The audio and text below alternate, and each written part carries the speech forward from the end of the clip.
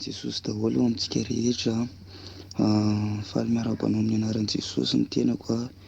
Fiadanana ho an'ny tsiraray avy ho an'ny isa-tokantrano a. Naiza naiza misy ianao dia tonona aminao ny fiadanan'i Jesosy Kristy Tompo a. Ny tenako moa Falazo Zay hitondra ny ten'Andriamanitra na sakafom-panahy antsika indray amin'ity androany ity a. Dia misaotra an'i Jesosy ny amin'ny fidianany, dia misaotra ny Tompo ihany koa ny amin'ny namangin'ny mpanompony a, ahafahana mitondra an'izao hafatra izao amintsika rehetrarehetra. Haingany tena hiasa ny fomba tsy takatry ny saina eo amin'ny fiainantsika ny tenin'Andriamanitra, ary inoko hoe tsy mandehandeha ho azy ny zavatra anankiray fa matoa alefan'Andriamanitra ny teniny dia hanafaka ny olona, eny hanasitrana ny fiainan'ny olona eo amin'ny fiainantsika tsiraray avy. Ka hivavaka angamba ny tenako mialohan'ny hitondrana ny hafatr'Andriamanitra eto amin'ity toerana ity dia hovakiana ny tenin'Andriamanitra ao aorianan'izay. Jesosy io misaotra anao amin'ny anaran'i Jesosy Tompo. Misaotra anao noho ny fahasoavanao satria mbola notendrenao indray izahay androany afaka mandre anao. Raha eo mitenena aminay ianao arak'izay tianao. Jesosy io lazao aminay fa Andriamanitra lehibe ianao. Aoka ho resy lahatra ny amin'izany ny fanahinay tsiraray avy satria ny fanahinao dia manerana ary mivavaka tokoa Jesosy io. Aoka ny fanahy masinao ny ray ao anatinay tsiraray avy. Ankehitriny raha andre ny teninao izay mitenena Tompo arak'izay fomba hitenenanao. Jesosy io tsy teny arak'izay hevitry fa mety fa aoka ny fanahinao no ampiteny mitenena Jesosy, mitenena aminay tsiraray avy fa vonin-kandrehanao izay androany ary aoka ny teny izay ambara Jesosy malala tena hamoha fisateny ao amin'ny fiainan'ny tsiraray avy. Ho tahinany amin'ny fon'ny olona izay mandre ny tenin'Andriamanitra, arovana amin'ny fony ary hozonina izay zavatra mety alefany devoly hanimbana ny tenin'Andriamanitra amin'ny anara-maheran'i Jesosy Kristy. Misaotra ray ny amin'ny teninao, mankasitraka Jesosy io fa miasa ianao mandraka ankehitriny amin'ny anaranao Jesosy ny anaovako ny vavaka ho tahinany ny tenin'Andriamanitra. Misaotra indrindra Tompo, mankasitraka fanahy masina anao ny alehibe ny hery. Misaotra ray. Amen. Eny tompoko, amin'ny anaran'i Jesosy Kristy ndaontsika hijery tenin'Andriamanitra anankiray atao amin'ny bokin'ny Asan'ny Apôstôly Asan'ny Apôstôly toko fahafito dia eo amin'ny andininy dimy amby dimapolo izany no hamakiko an'ilay tenin'Andriamanitra amin'ny anaran'i Jesosy Kristy. Fa Stefana feno ny fanahy masina dia nibanjina ny lanitra ka nahita ny voninahitr'Andriamanitra sy Jesosy nitsangana teo an-tànan-kavanan'Andriamanitra dia nanao hoe indro hitako ny lanitra misokatra ary ny zanak'olona mitsangana eo an-tànan-kavanan'Andriamanitra. Ary niantso tamin'ny feo-mahery ny olona sady nanentsy ny tadiny ka indray nirohatra taminy dia nitora-bato dia nandroaka azy ho eny amin'ny ivelan'ny tanàna, nitora-bato azy ary ireo vavolombelona dia nametraka ny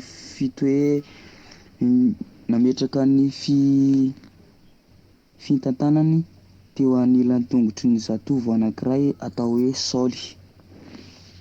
Ary ny olona nitora-bato an'i Stefana izay niantso an'Andriamanitra ka nanao hoe ry Jesosy Tompo, raisy ny fanahiko.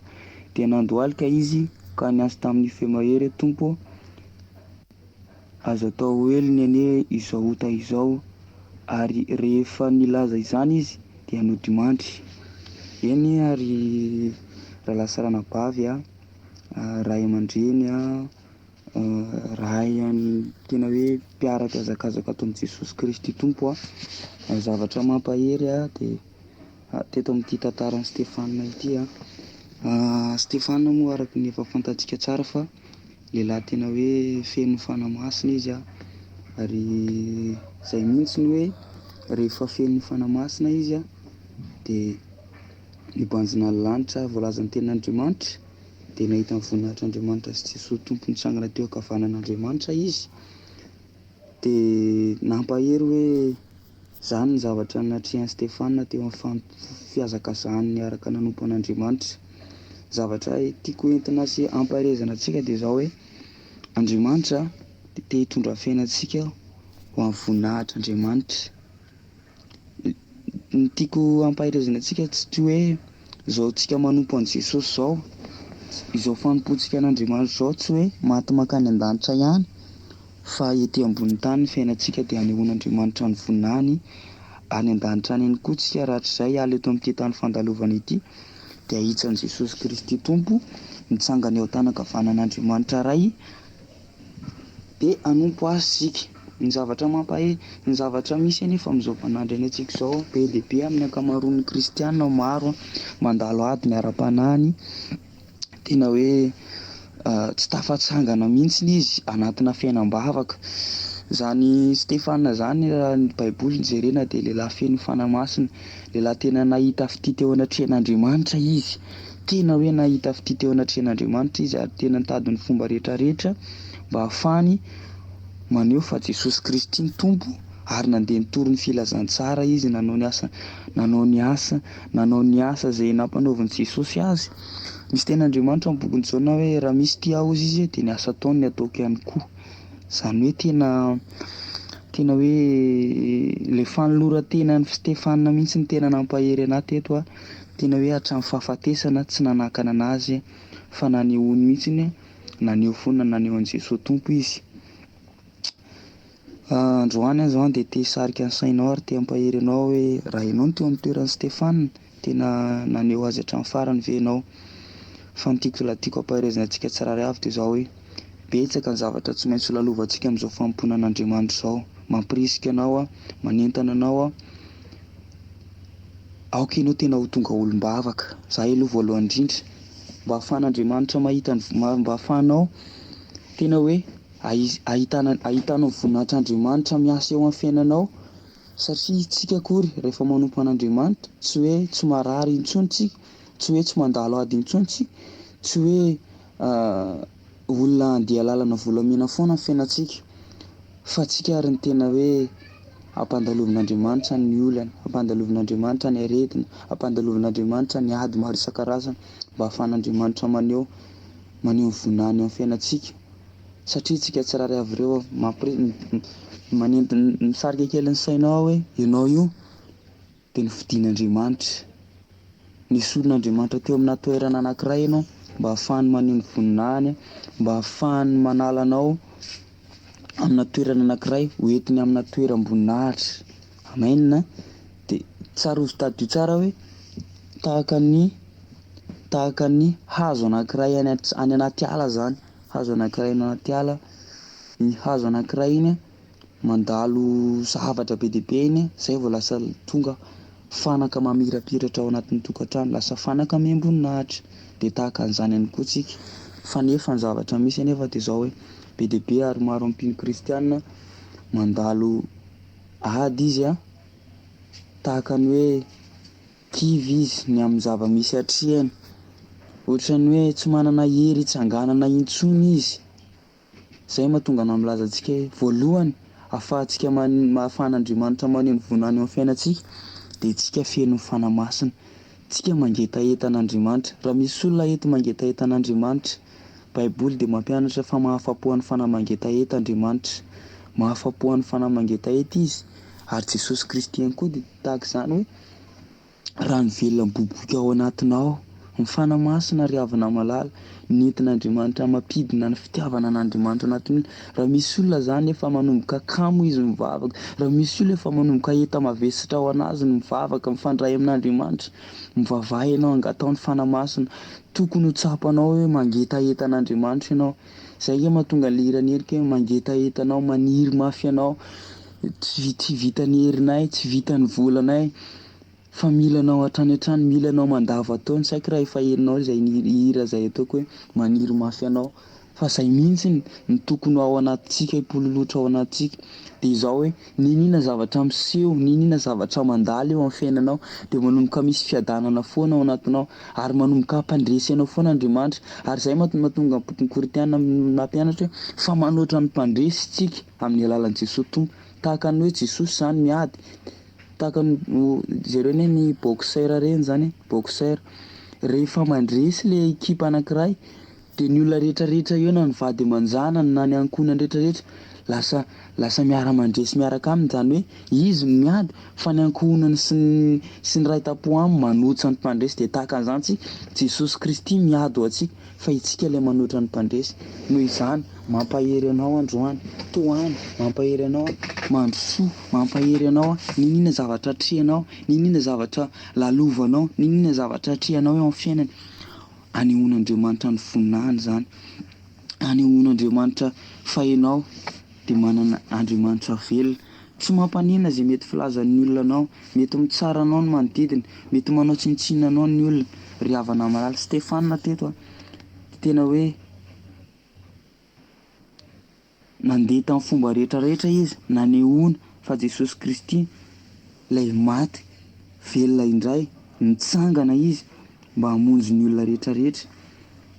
Ka androany ray androany mampirisika anao, inona ny zavatra voalohany tokony ataonao mba hahafahanao mahita ny voninahitran'Andriamanitra miasa eo amin'ny fiainanao? Jereo manokana Stefana, fa ny Baiboly de miteny fa Stefana ozy izy de lehilahy feno fanamasina izy, satria efa ho fantany fa tsy maintsy ho faty izy, tsy maintsy ho vonoina izy, de natolony teo am-pelatanan'Andriamanitra. Ary zay mahatonga anazy niteny mihitsy hoe raiso izy ny fanahiko. De izao hoe ny zavatra mampahery de izao hoe nahita ny andrandra lanitra izy ary nibanjina lanitra ka nahita ny voninahitran'Andriamanitra sy Jesosy Kristy teo an-tanakavanan'Andriamanitra.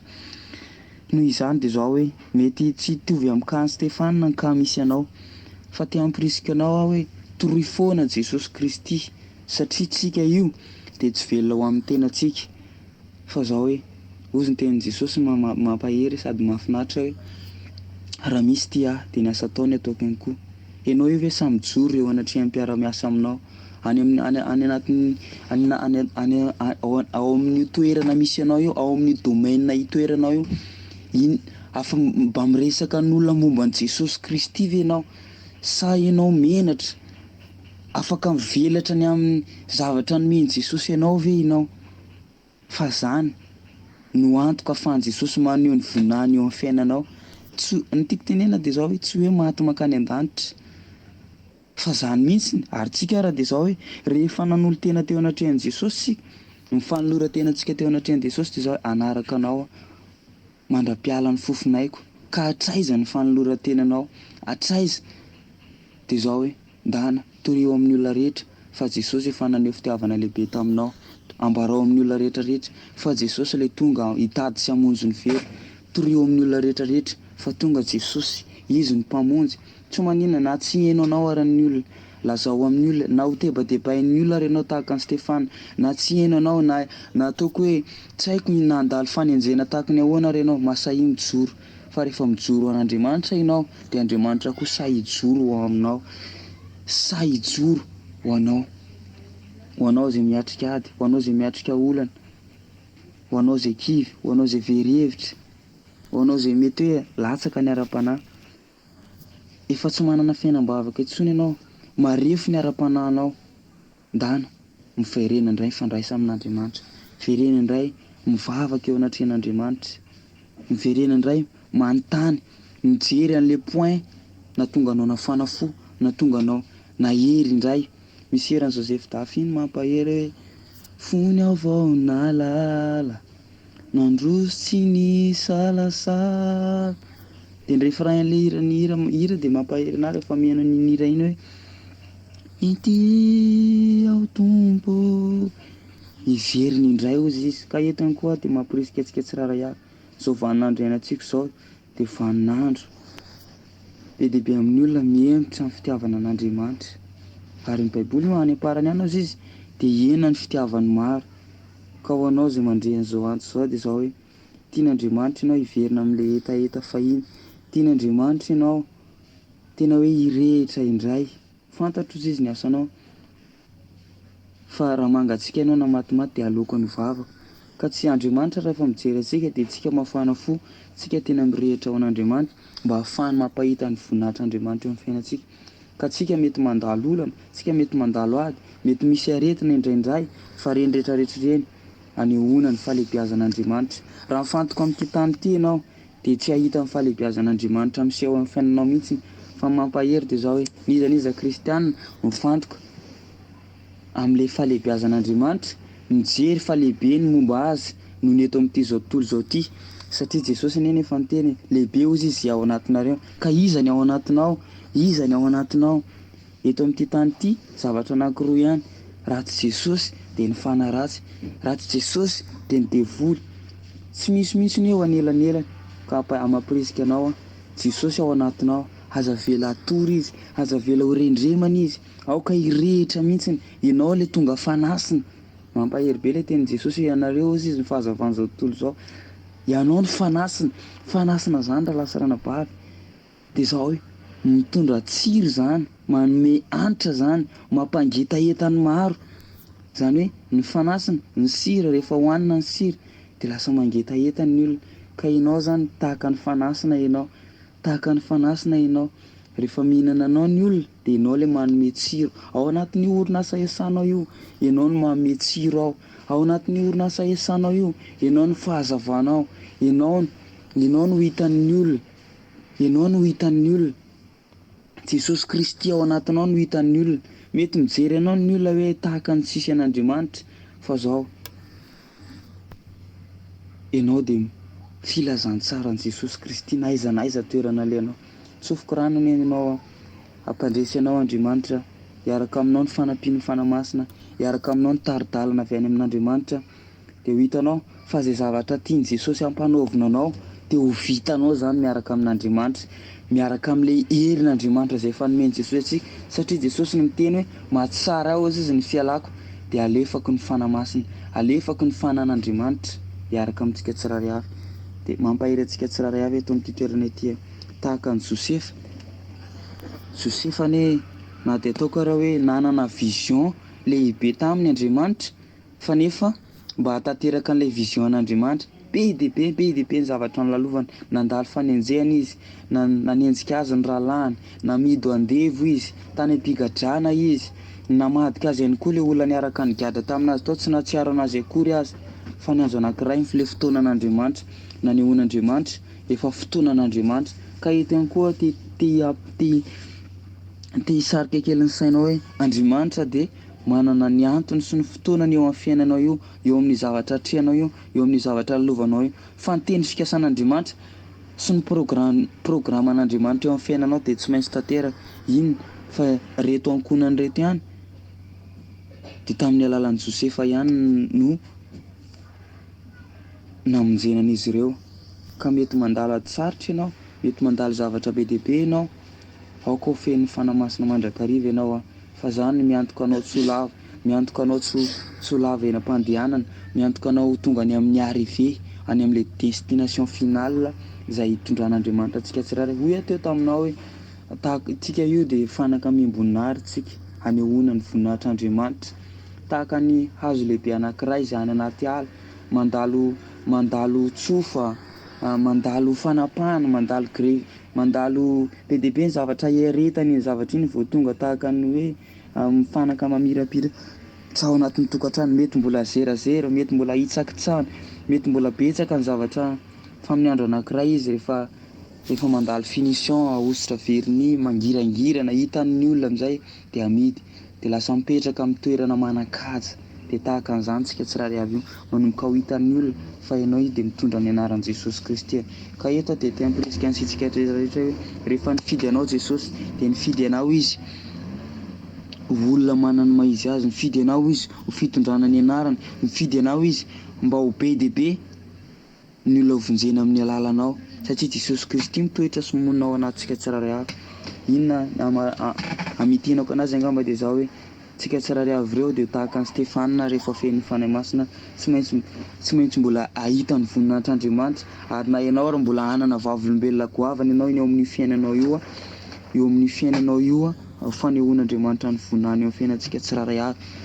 Ndao tena ho tonga olombavaka tsika tsirairay avy mivavaha mandrakariva ka tsy reraka ozy ny tenin'i Jesosy, fampianaran'i Jesosy Kristy any amin'ny bokin'ny Lioka any hoe mivavaha mandrakariva. ka tsy reraka. Rehefa mitsahatra tsy mivavaka intsony de manomboka ho reraka ny fanahintsika, de manomboka ho kivontsika, de manomboka ho ketrakitsika, de manomboka ho hitantsika fa tsy ahita ny fahalehibiazan'Andriamanitra miasa eo fiainantsika intsony sika. Fa ny atonga antsika hery mandrakariva de tsika tena tsara fifandraisana amin'Andriamanitra, atonga antsika feno fanahy-masina de tsika mangetaheta azy. Mahafa-po an'ny fanahy mangetaheta Andriamanitra, nizaniza mangetaheta an'Andriamanitra, nizaniza maniry mafy azy de ho fenon'Andriamanitra ny fanahiny ao anatiny izany. De mitona anao hoe ahita ny voninahitr'Andriamanitra miasa eo amin'ny fiainanao anenao, ary hanana vavolombelona goavana anenao, ary tsy ianao tsy miezaka ampisehoan'ny olona fa Andriamanitra tenany mihitsy no aneo fa ianao de manana an' Jesosy Kristy ao anatinao. Tsy amela ny zanany ho afa-baraka izany Andriamanitra, hanatanteraka ny teny fikasana eo amin'ny fiainanao any Andriamanitra. Misy bokony misy tenin'Andriamanitra zay mampahay anahy ato amin'ny bokon'ny Luka ato donge jerevantsika vetivety Luka toko voalohany hoanao zay mety efa tsy haiko hoe kivy ianao ny am'izao fiainana izao tsapanao hoe reraka ny ara-panahinao, ohatrany hoe any amin'ny tany tsy misy an'Andriamanitra ianao, tahaka ny hoe tsika mety misy fotoana tsika mandalo période tahaka ny hoe lavitra an'Andriamanitra.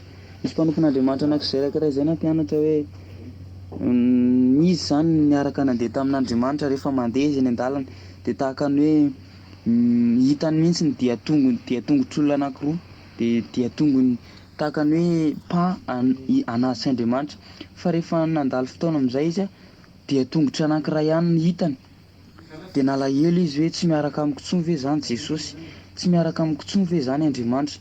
De ny zavatra namangin'Andriamanitra anazy tao anatin'ny fotoana iny hoe nibaben'Andriamanitra izy tamin'iny fotoana iny, zay nahatonga an'ilay diatongotra anankiray de tena nahery izy. Ka ao ihany koa mety misy fotoana mandalo, ohatrany hoe mandalo fotoana ianao ohatrany hoe onjonjonao samy rery zany, fa Jesosy Kristy de zao hoe maneho foana izy fa miaraka aminao izy, maneho foana izy fa eny miaraka amintsika tsiray avy. Zao lay ten'Andriamanitra ato amin'ny bokon'ny Luka toko voalohany de amin'ny andiny fahadimy amby efapolo Luka toko voalohany amin'ny anaran'i Jesosy Kristy eo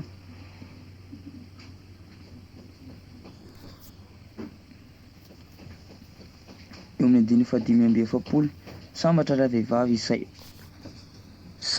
vehivavy izay nino fa hofaina ireo zavatra nampilazain'ny tompo taminy. Alleloia, tena mampahery zany. Sambatra ozy izy ho antsika rehetrarehetra zay nino fa hofaina ireo zavatra nampilazain'ny tompo tamintsika. Zay zavatra rehetrarehetra efa nitenen'ny tompo tamintsika de ho tanteran'Andriamanitra. Zany hoe ninona teny fikasan'Andriamanitra, zay zavatra efa nolazain'Andriamanitra tamintsika tsirairay avy de ho tanterahany eo amin'ny fiainantsika zany, ho amarininy eo amin'ny fiainantsika zany. Mila mino an'izany ianao ary mila manaiky an'izany ianao, mila tsapanao hoe marina ny amin'ny tenin'ny Andriamanitra, tsy miova izy. Omaly Seigneur mandrakizay.